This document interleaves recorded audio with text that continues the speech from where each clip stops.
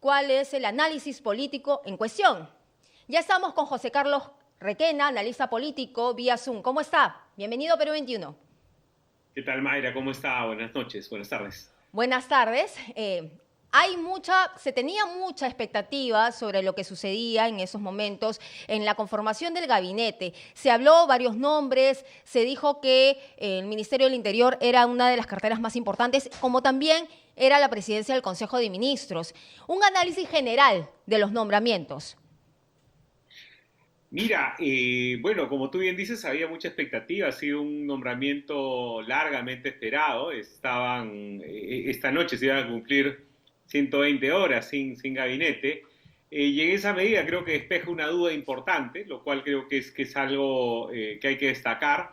Dentro del margen de acción que tenía el presidente Gerí para buscar, nombrar, creo que Álvarez no termina siendo una mala opción. Creo que es una personalidad que al menos pareciera tener peso propio, tiene una carrera detrás de sí, ha sido, como tú bien lo mencionabas, integrante del Tribunal Constitucional, había tenido actividad académica en la Universidad San Martín, militancia en el Partido Popular Cristiano. En consecuencia, no estamos ante alguien desconocido, ¿no? Y en esa medida, creo que, como te decía, no es un mal nombramiento. El resto de los integrantes sí son, en su gran mayoría, técnicos, gente desconocida, gente contradictoria en el sector. Vamos a ver cómo enfrentan esta situación tan compleja que el Perú tiene en este momento.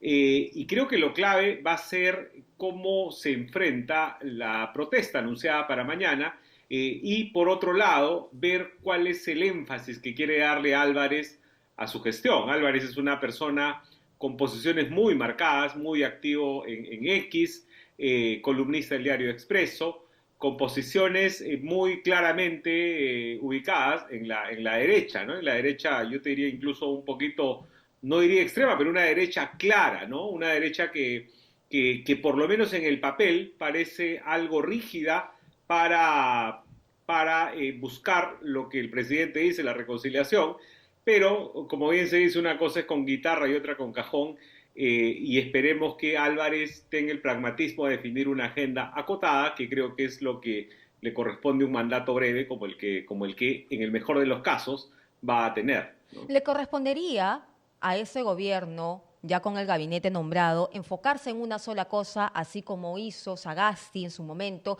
de enfocarse en traer las vacunas aquí, ahora? La urgencia es la lucha contra la criminalidad.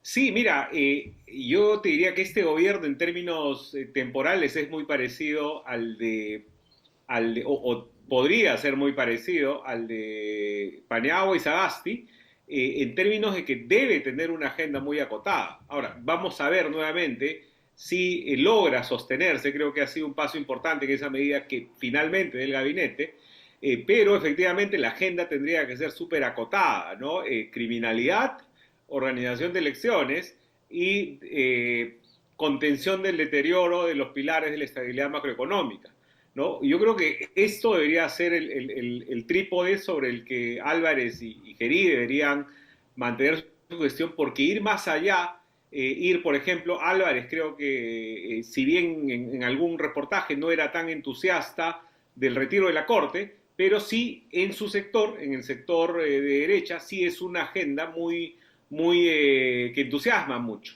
¿no? Entonces, eso, por ejemplo, no tendría por qué ser parte de una agenda, como te decía, acotada, que creo que tendría que tener estos tres pilares, ¿no? Claro, y finalmente, hemos visto, hemos sondeado las redes sociales y lo que se le critica mucho al nombramiento del señor Álvarez como presidente del Consejo de Ministros es esta posición que usted mencionaba, ¿no? Que es de derecha, que quizás no tenga ese elemento conciliador de poder llegar a un consenso con otras fuerzas políticas o de convencimiento.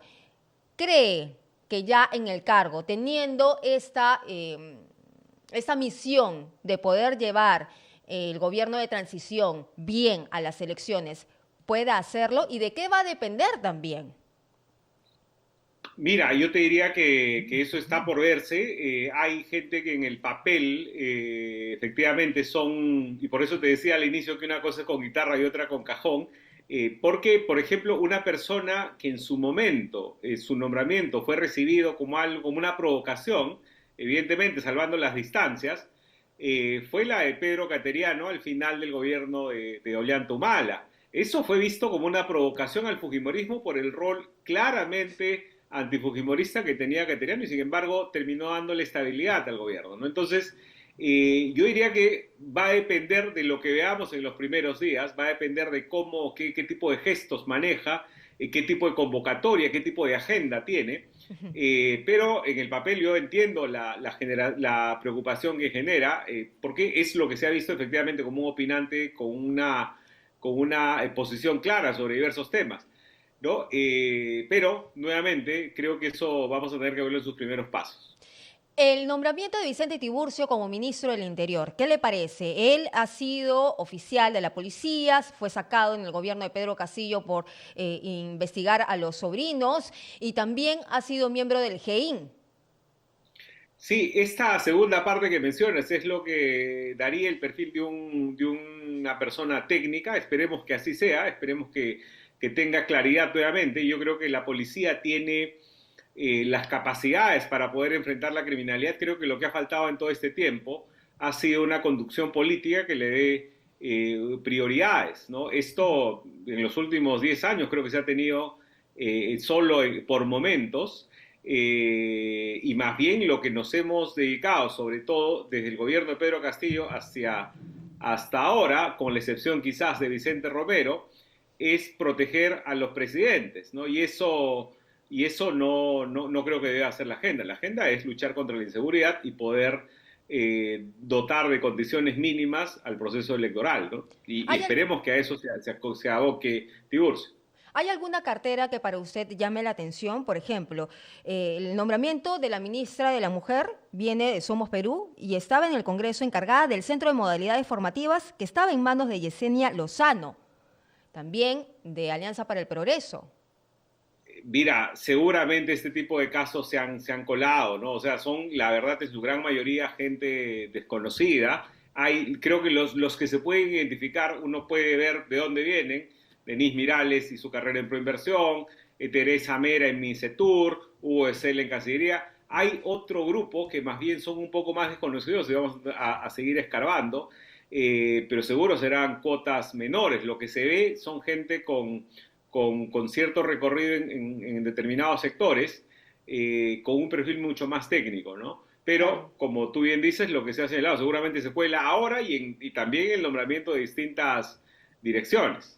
Claro, vamos a verlo ya durante la marcha, pero para usted el día clave es el día de mañana. ¿Cuál será la estrategia que el señor José Gerí, presidente de la República, ya con el nombrado gabinete, vaya a emplear?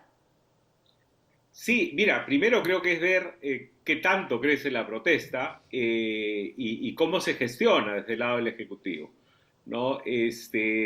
Lo que, digamos, tenemos antecedentes relativamente recientes, Merino el 2020, Boluarte el 2022-2023, como para, digamos, poder aprender de este manejo para que la protesta se pueda conducir de manera pacífica y bueno, ver qué tanto, en qué tantos aprietos pone el Ejecutivo, ¿no?